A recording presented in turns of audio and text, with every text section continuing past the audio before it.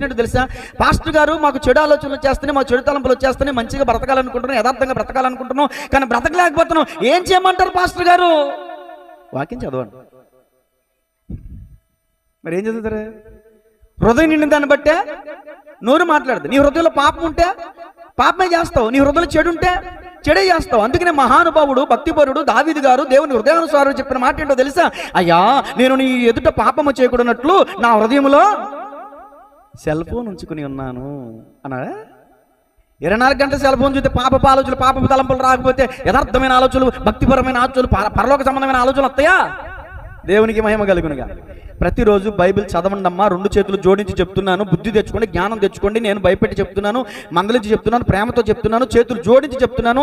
ప్రతిరోజు మీరు నిజమైన విశ్వాసులు అయితే బైబిల్ చదవకుండా మీరు రోజుని ముగించరు. బైబిల్ చదవండి. బైబిల్ చదవడం ద్వారా మీరు కుడి